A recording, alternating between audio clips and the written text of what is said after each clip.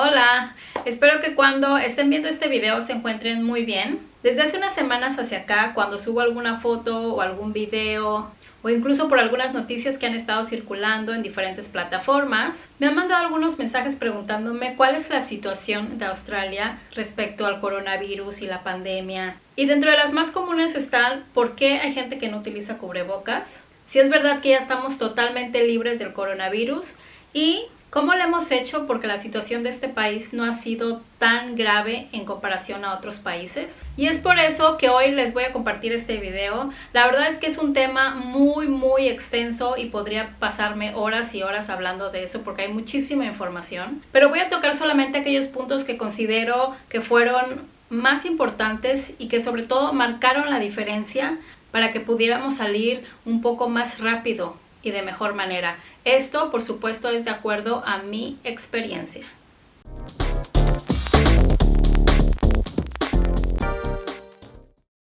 Y bueno, respondiendo a la pregunta de por qué hay gente que no utiliza el cubrebocas, déjenme decirles que en la primera ola no fue obligatorio el uso de cubrebocas, pero ya en la segunda sí lo fue. La segunda pregunta acerca de si estamos realmente libres del virus. Esto es un poquito complicado y sería muy irresponsable de mi parte decirles que sí o que no. Ahorita, en este momento, el día de hoy, podría decirles que sí. Pero bueno, ustedes saben que aquí y en todas partes del mundo puede cambiar de un día para otro.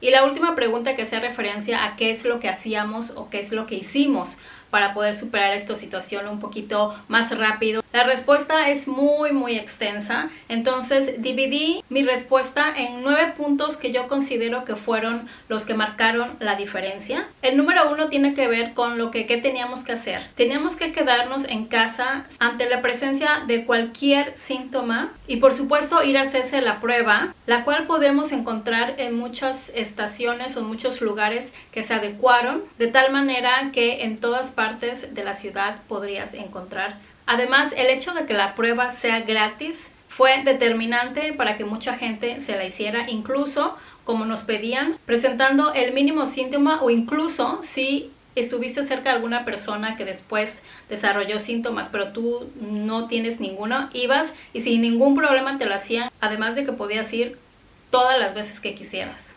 Los números de invitados que podías tener en casa también fueron reduciéndose hasta llegar a 2. El número 2 son los lugares públicos. Aunque el gobierno dio indicaciones generales para toda la población, también habían ciertas instrucciones que cada negocio o cada espacio público tenía. Estaba totalmente prohibido agredir verbal o físicamente al staff si te pedían seguir las instrucciones. Incluso en algunos lugares tuvieron que llamar a la policía. Y de igual manera el número de personas que podían estar en el establecimiento se reducía o incrementaba de acuerdo a cómo estaba la situación.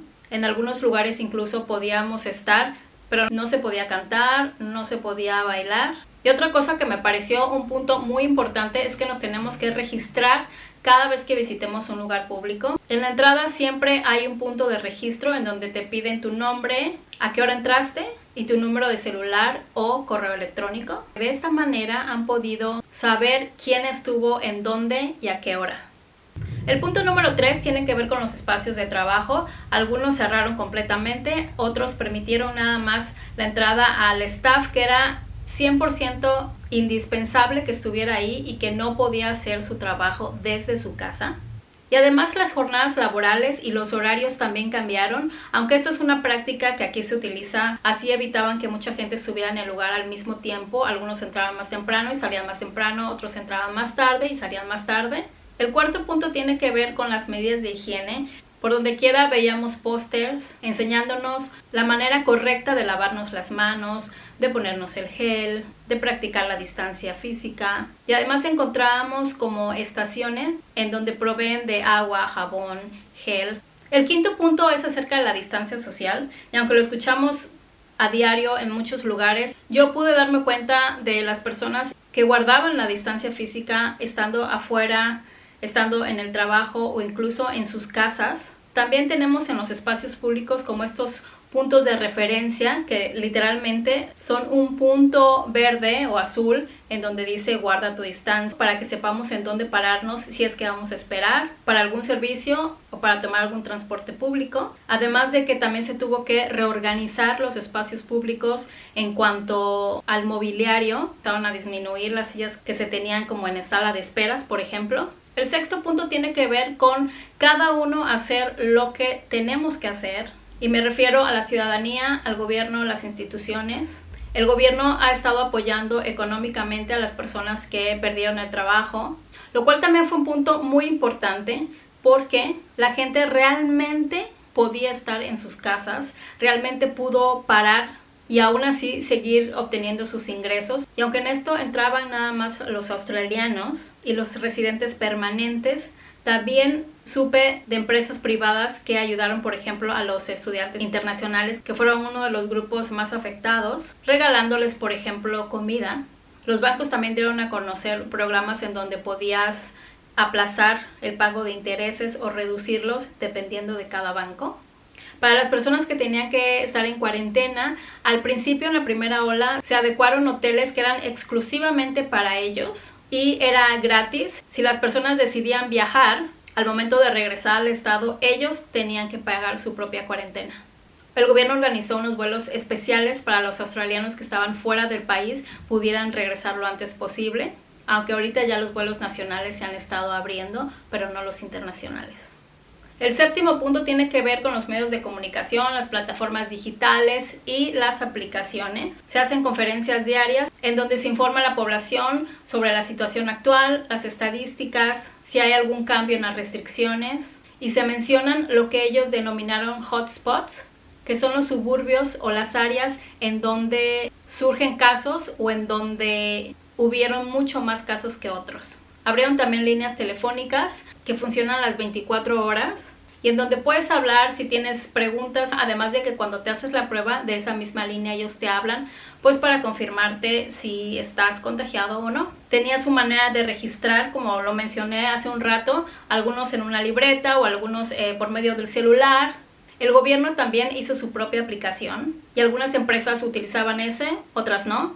Pero a raíz de la segunda ola, el gobierno pidió que todos utilizaran su aplicación para que de esta manera ellos pudieran tener un registro más controlado, lo cual me parece que fue también un punto muy importante, aunque sí detrás de eso hay muchísimo trabajo. Imagínense estar rastreando a dónde van, a qué horas van y con quiénes estuvieron en contacto. Esto ayudó para obtener toda esa información. Si tú ibas a un lugar en donde había un caso, entonces te avisaban.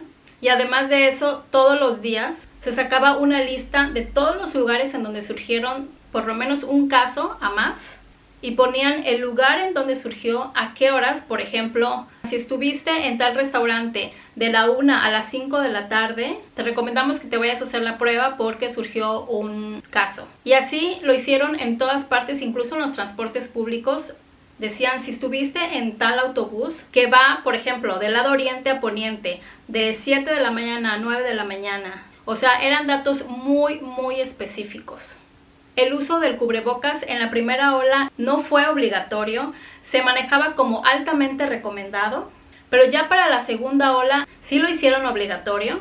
En todos los lugares, especialmente los encerrados, en donde no se podía guardar tanto la distancia física o incluso cuando estás haciendo la fila para esperar tu transporte público. Y me tocó ver incluso en algunos espacios públicos en donde en la entrada ellos tenían cubrebocas desechables. En caso de que tú no llevaras el tuyo, entonces podrías agarrar uno. Y el noveno y último punto son las multas. Son diferentes para las personas y para las empresas y han cambiado conforme va pasando el tiempo y además depende de la situación, qué tan grave sea. Les voy a dar un par de ejemplos nada más. La policía te puede multar desde 1,500 pesos. En caso de que la corte requiriera tu presencia, te puede multar desde 165,000 pesos o 6 meses de cárcel o las dos cosas. En el caso de las empresas se habló de multas desde 150,000 pesos, dependiendo de la restricción que no se haya cumplido. Y antes de finalizar este video, les repito, esto es de acuerdo a mi experiencia y no hay que olvidar que las cosas van cambiando día a día. Pero lo que sí les puedo decir es que la situación actual que tenemos en Australia es muy, muy buena. Y además el hecho de que cada uno hiciera lo que tenía que hacer marcó totalmente la diferencia. No digo que no me tocó ver personas que no usaban cubrebocas, que no se registraban, que no cumplían con las recomendaciones, pero en general puedo decir que la mayoría hizo lo que tenía que hacer, y por eso y por todo lo que ya mencioné, Australia hoy goza de una muy buena situación frente a la pandemia.